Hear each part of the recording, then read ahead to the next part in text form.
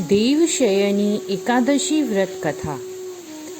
अर्जुन ने कहा, हे केशव, आषाढ़ शुक्ल एकादशी का क्या नाम है?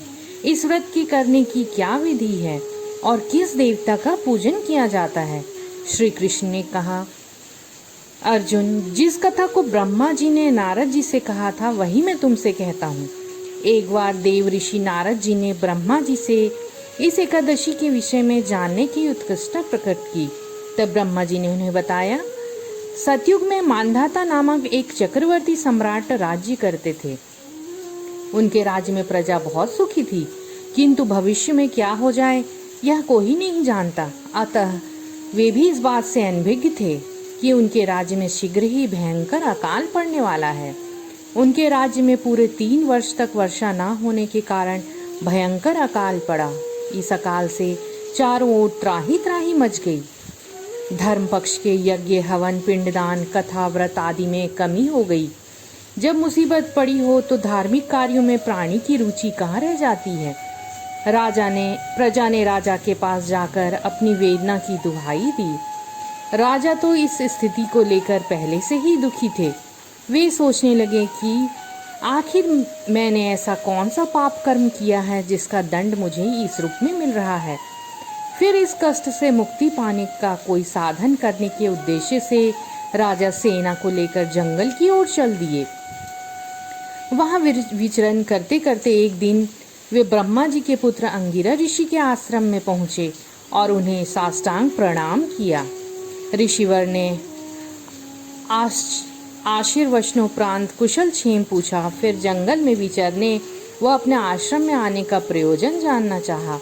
तब राजा ने हाथ जोड़कर कहा, महात्मन, सभी प्रकार से धर्म का पालन करता हुआ भी मैं अपने राज्य में दुर्भिक्ष का दृश्य देख रहा हूँ।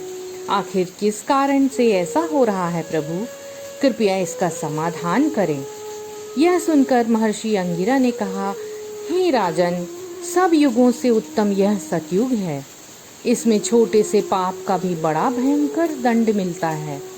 इसमें धर्म अपनी चारों चरणों में व्याप्त रहता है। ब्राह्मण के अतिरिक्त किसी अन्य जाति को तप करने का अधिकार नहीं है, जबकि आपके राज्य में एक शूद्र तपस्या कर रहा है। यही कारण है कि आपके राज्य में वर्षा नहीं हो रही है।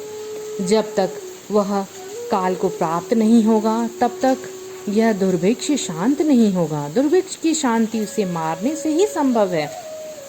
किंतु राजा का हृदय एक निरपराध शूद्र तपस्वी का शमन करने को तैयार नहीं हुआ। उन्होंने कहा, हे देव, मैं उस निरपराध को मार दूं?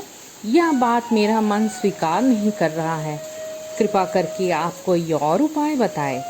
महर्षि अंगिरा ने बताया, आषाढ़ माह के शुक्ल पक्ष की एकादशी का व्रत करें। राजन, इस व्रत के प्रभाव से अवश्य ही वर्षा होगी। राजा अपने राज्य की राजधानी लौट आए और चारों वर्णों सहित पद्मा एकादशी यानी कि शयनी एकादशी का विधि पूर्वक व्रत किया। व्रत के प्रभाव से उनके राज्य में मूसलाधार वर्षा हुई और पूरा राज्य धन धान्य से परिपूर्ण हो गया। ब्रह्मा वैवर्त पुराण में देवशयनी एकादशी के विशेष महात्म का वर्णन किया गया है। इस व्रत से प्राणी की समस्त मनोकामनाएं पूर्ण होती हैं। जय श्री हरि। दोस्तों, तो यह थी देवशयनी एकादशी व्रत कथा। ब्रह्मा वैवर्त पुराण में देवशयनी एकादशी के विशेष महत्व का वर्णन किया गया है। इस व्रत से प्राणी की समस्त मनोकामनाएं पूर्ण होती हैं। यह एकादशी आषाढ़ मास के कृष्ण पक्ष की एकादशी, जिसे योगिनी एकादशी कहते हैं, के बाद आती है। आषाढ़ मास के शुक्ल पक्ष की एकादशी को ही देवशयनी एकादशी कहा जाता है। इस एकादशी से चतुर्मास का आरंभ माना जाता है। इस अवधि में कोई भी शुभ कार्य जैसे विवाह आदि नहीं किया जाता। मान्यता है कि इस दिन से भगवान श्री हरि विष्णु क्षीर सागर में शयन करते हैं और फिर 4 माह बाद उन्हें उठाया जाता है। उस दिन को देवोत्थानी एकादशी कहा जाता है। इस बीच के अंतराल को ही चतुर्मास कहा गया है। देवशयनी एकादशी का व्रत इस बार हमें 6 जुलाई 2025 को प्राप्त होगा, जो कि रविवार है। हिंदू पंचांग के अनुसार आषाढ़ मास के शुक्ल पक्ष की एकादशी तिथि को हर साल देवशयनी एकादशी मनाई जाती है। इस दिन शयन आरती और विष्णु सहस्त्र नाम का पाठ करना अत्यंत फलदायी होता है। दोस्तों, अगर आपको यह कथा या वीडियो अच्छी लगी हो तो मेरे वीडियो को लाइक करें, शेयर करें और चैनल को सब्सक्राइब करें। जय श्री हरि, हरि बोल।